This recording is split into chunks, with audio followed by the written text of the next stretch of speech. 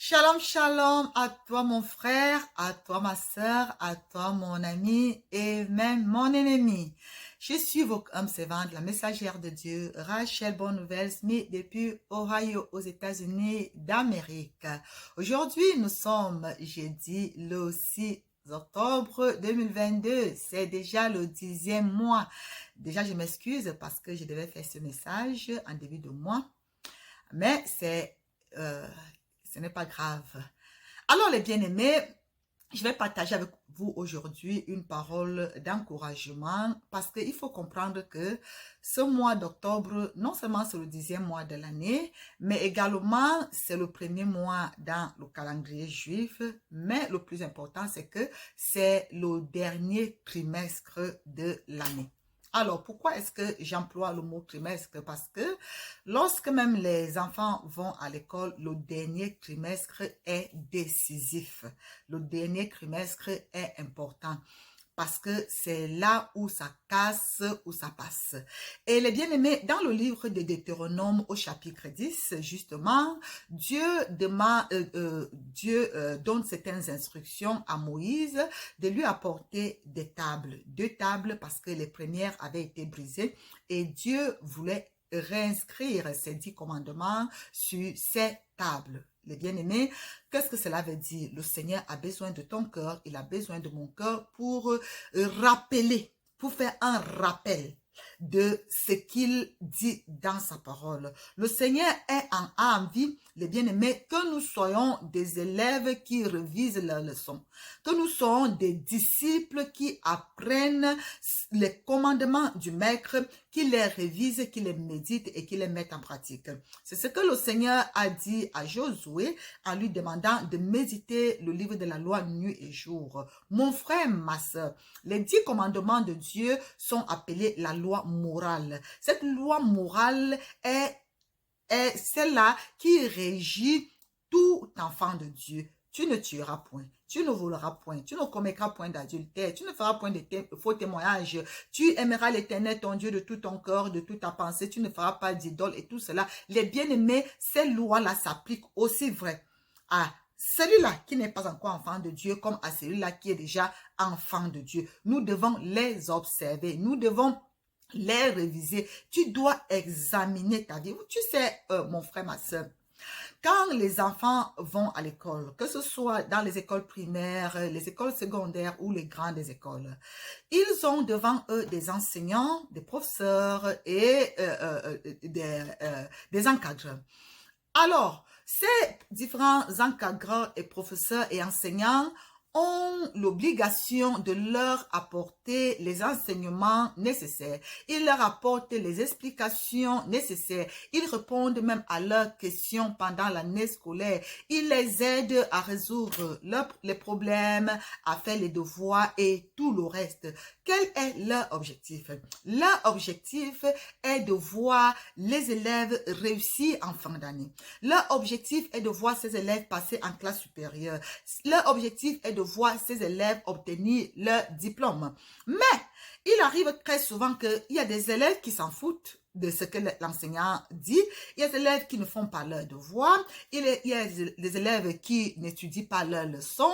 Il y a des élèves qui font le désordre en classe, qui bavardent pendant que le professeur donne des cours, qui sont là en train de manipuler leur téléphone pendant que le professeur est en train de donner l'explication au tableau. Il y en a même certains pendant que le professeur fait son entrée en classe et ils sortent. Ils partent dans le maquis, ils partent fumer, ils partent s'asseoir dans des bars, ils partent boire. Les bien-aimés, ils pensent ainsi faire du mal au professeur. Mais il arrive que en fin d'année, quand les résultats sont proclamés, ce n'est pas le professeur qui serait en larmes, mais c'est toi l'élève, c'est toi l'étudiant qui n'a pas fait tes TD, qui n'a pas étudié, qui ne t'est pas appliqué. C'est toi qui serais en train de pleurer, c'est toi qui seras en larmes. Et la parole de Dieu nous dit qu'au jour du jugement, il y aura des pleurs et des grincements dedans. Les bien-aimés, voici la fin d'année. Est-ce que tu vas finir cette fin d'année étant content, étant satisfait que véritablement tu t'es donné à fond pour marcher avec le Seigneur, pour obéir au Seigneur, pour plaire au Seigneur, pour faire sa volonté, pour te sanctifier, pour fuir le péché, pour garder ses commandements et sa parole? Est-ce que tu seras Quand tu vas arriver en fin d'année, est-ce que tu vas regarder le résultat et dire merci Seigneur, tu m'as accordé la grâce. J'avais pris la résolution en début d'année que je ne vole plus. J'ai arrêté de voler parce que tu m'as soutenu. Merci Seigneur, j'avais pris la résolution en début d'année que je ne mens plus, que je ne me prostitue plus, que je ne fume plus, que je ne pas plus faire des traditions, que je ne commets plus l'adultère. J'avais pris la résolution en fin d'année qu'à partir de maintenant, je mène une vie de sanctification. Je te sers. Merci Seigneur, tu m'as accordé la grâce. Quel sera le résultat? Nous sommes en train d'aborder le dernier trimestre de cette année. Ou alors, est-ce que tu vas regarder, tu vas te retrouver encore en larmes. Tu vas te retrouver comme cet élève qui, lorsqu'on promulgue les résultats, son nom n'est pas lu. Ou alors, lorsqu'on donne des copies, il a eu une mauvaise note. Lorsqu'on donne des bulletins, il n'a pas eu la moyenne. Quels seront tes résultats? Parce que non seulement les résultats, le bilan se fait en fin d'année, mais également les bien-aimés, quand le Seigneur parle de la fin d'une chose qui vaut mieux que le commencement, ou à la fin de ta vie, si le Seigneur revient maintenant, ou alors s'il t'appelle, quel sera ton bilan? Qu'auras-tu fait de ta vie? Aurais-tu vécu sans foi ni loi, étant adonné à tous les plaisirs mondains, étant complètement adonné aux convoitises de ton cœur, ou alors est-ce que tu vis en observant les commandements de Dieu? Je vais te dire, ces commandements ne sont pas compliqués. Ces commandements que le Seigneur nous donne, la Bible dit que son joug est doux et léger. Il faut seulement avoir de la volonté.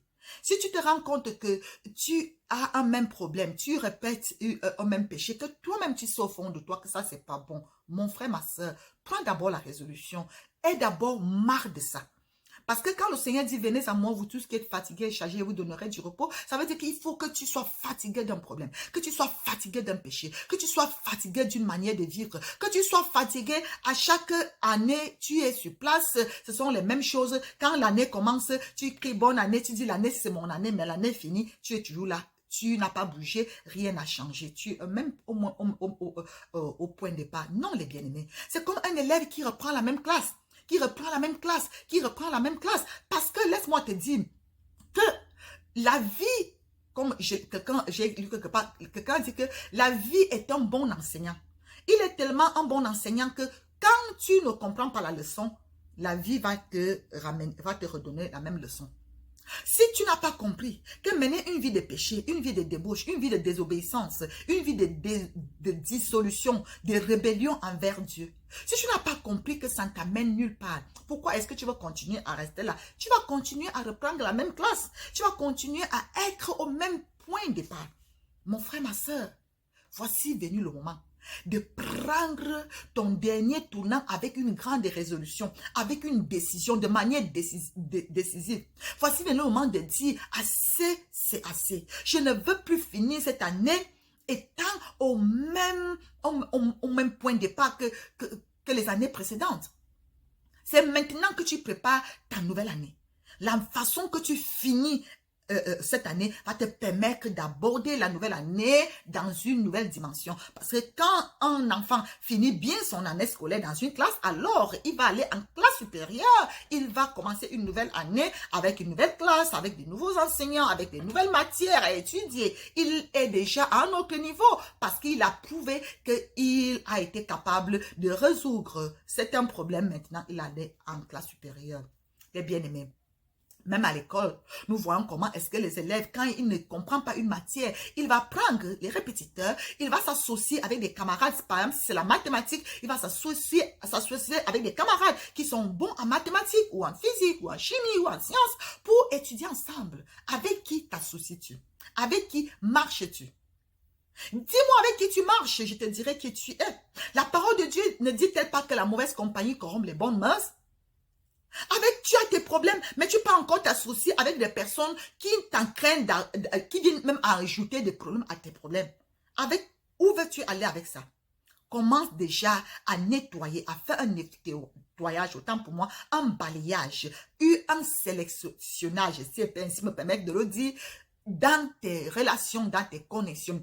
Connecte-toi, associe-toi, allie-toi avec des personnes qui sont spirituellement assis, qui sont matures, qui ont la crainte de Dieu, qui t'encouragent à vivre une vie de sainteté, qui t'encouragent à aimer Dieu, qui t'encouragent à mettre la parole de Dieu en pratique. Ne reste pas là, dans les mêmes églises, dans les mêmes endroits où on te raconte des fables, où on te vend des illusions, mais tu vis dans le péché, les leaders même vivent dans le péché, et tout le monde vit dans le péché, on t'encourage à vivre dans le péché. Mon frère, ma soeur, tu vas aller où avec ça?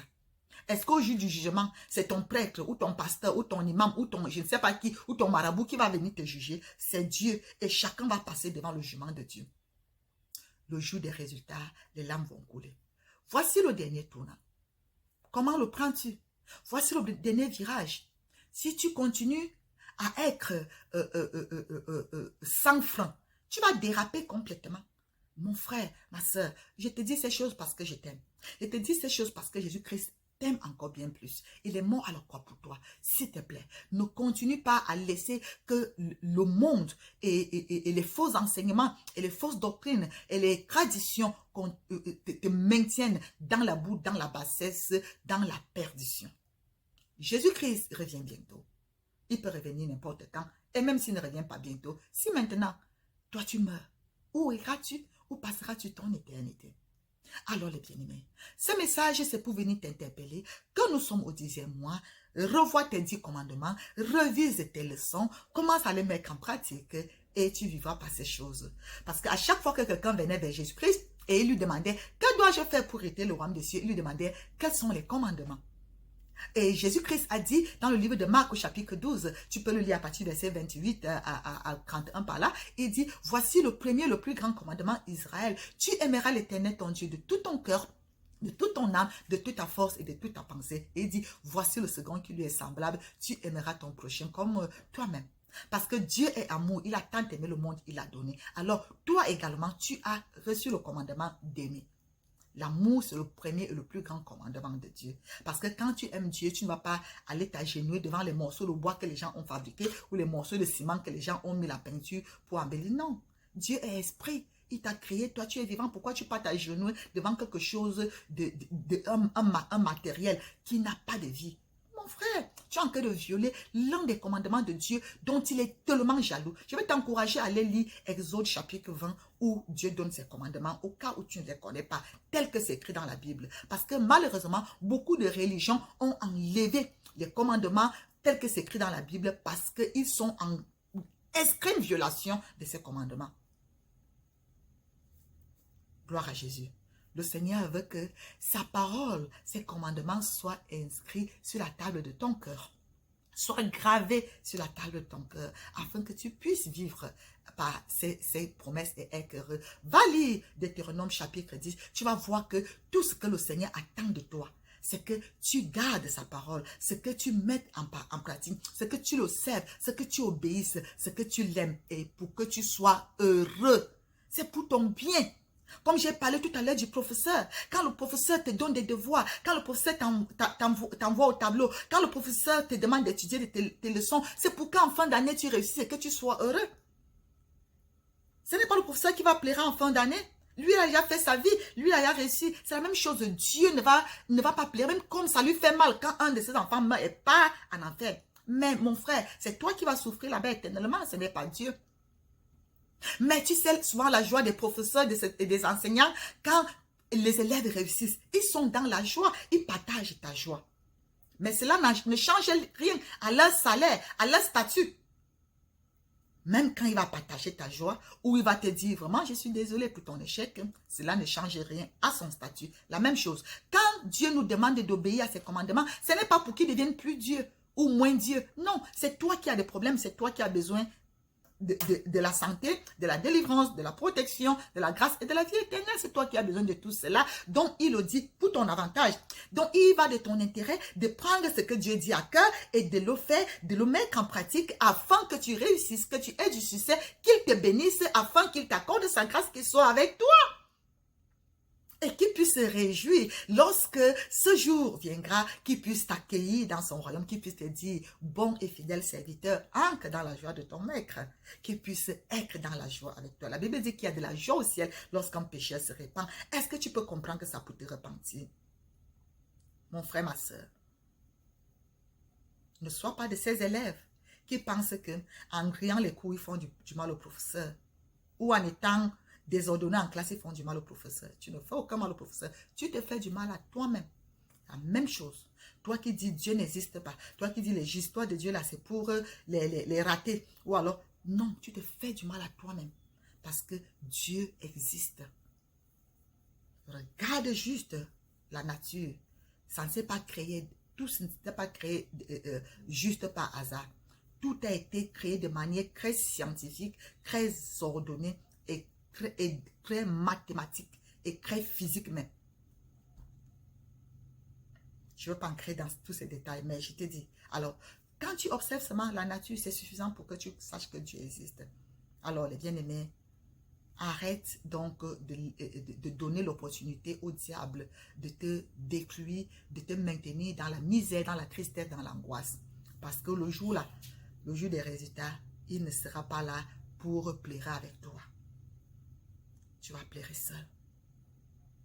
Mais je veux que tu sois avec moi pour être dans la joie, que nous soyons ensemble dans la joie, comme les élèves qui réussissent leur examen, ils font la fête ensemble, ils sont ensemble dans la joie. C'est à ça que le Seigneur nous appelle aux noces de l'agneau, pour que nous puissions célébrer ensemble en ce jour-là, dans son royaume. Je voudrais que tu sois là. Moi, je n'ai pas envie de rater. Voilà pourquoi je te parle, mon frère. Voilà pourquoi je te parle, ma soeur. Parce que je voudrais qu'ensemble, nous soyons à cette grande célébration des élus, de ceux-là qui vont voir leur nom inscrit dans le livre de vie, comme les élèves qui voient leur nom inscrit sur la liste définitive des admis. Alléluia. Alors les bien-aimés, voilà donc la parole que le Seigneur m'a mis à cœur de partager avec toi en ce début du mois d'octobre pour que tu revoies tes leçons et que tu te mettes à la page. Je vais prier pour toi, toi qui n'as pas encore accepté Jésus-Christ, pour que le Saint-Esprit t'amène à la conviction du péché et que tu te repentes et demandes à Jésus-Christ de venir dans ton cœur. Et toi qui l'as déjà fait, qui était en train de vivre dans la négligence et la discrétion, que le Seigneur te accorde la grâce de te remettre véritablement au travail comme un élève qui se met à fond. Il sait que c'est la fin d'année, les examens sont proches, il n'a pas envie de rater. Il se met au travail. Que tu sois également ainsi. Et toi, peut-être qui est malade, je veux également prier pour toi, que le Seigneur te guérisse, parce qu'il est le Dieu qui nous guérit. Père, je voudrais te rendre grâce pour mon frère, ma soeur, qui vient d'écouter cette parole. Je prie que cette parole résonne au fond de son cœur, afin que celui-là qui vivait encore dans la dissolution, dans le péché, dans la perversion, puisse se ressaisir, puisse prendre conscience et se repentir. Que celui-là, Seigneur, mon Dieu, mon roi, Père éternel, qui ne te connaît pas, puisse t'invoquer et que tu te révèles à lui au nom de Jésus. Je prie, mon Dieu, mon roi, pour mon frère qui était affaibli, qui était la distraction, qui ne mettait plus, qui ne priait plus, ne gênait plus, ne cherchait plus ta face. Seigneur, qu'il soit à nouveau réconforté, réconcilié, encouragé et rempli de ta force et de ton esprit, qui puisse se relever, Seigneur, pour continuer la course. Parce que la fin d'une chose vaut mieux que son commencement. Nous voulons finir cette course, nous voulons finir cette année, Seigneur mon Dieu, mon roi, et franchir la ligne d'arrivée comme des vainqueurs, comme, Seigneur mon Dieu, mon roi, des héros, afin, Seigneur mon Dieu, mon roi, de recevoir le couronnement, Seigneur mon Dieu, mon roi, et les diplômes que tu as pour nous, les médailles, les bénédictions que tu as pour nous au nom de Jésus-Christ de Nazareth. J'ai plus peur pour celui-là qui est malade, que tu le guérisses, que tu le délivres, que tu le libères au nom de Jésus-Christ de Nazareth. Mon Dieu, mon roi, que celui-là qui est tourmenté, oppressé par les esprits impurs, que tu le libères, parce que Jésus-Christ, tu as apparu pour détruire les œuvres des ténèbres, que tout ce qui est œuvre des ténèbres dans sa vie soit détruit au nom de Jésus de Nazareth. Père, que tu lui accordes ta paix, que tu lui accordes, Seigneur, ton esprit, que tu lui accordes la joie de ton salut. Alléluia. Merci, Seigneur. Bénis, Seigneur, tous ceux-là qui partagent, tous ceux-là qui écoutent, tous ceux-là, Seigneur, qui reçoivent cette parole avec foi. Qu'ils sachent, Seigneur, mon Dieu, que tu les aimes et que tu es un Dieu fidèle pour ceux qui te sont fidèles. Que ton nom soit béni, Seigneur. Je couvre ton peuple dans le sang de l'agneau. Au nom de Jésus-Christ. Amen. Amen. Que le Seigneur te bénisse, mon frère, que le Seigneur te bénisse, ma soeur. Merci d'avoir écouté jusqu'à la fin. Si tu as aimé, tu peux partager avec quelqu'un d'autre. Tu peux liker, tu peux t'abonner à ma page. Je suis et je reste votre humble servante, la messagère de Dieu, Rachel Bonne-Nouvelle-Smith, depuis Ohio, aux États-Unis d'Amérique. Je vous aime, mais ne l'oubliez jamais, Jésus-Christ, vous êtes bien plus. Shalom, shalom, et à bientôt pour une autre vidéo. C'était le son de la comtesse.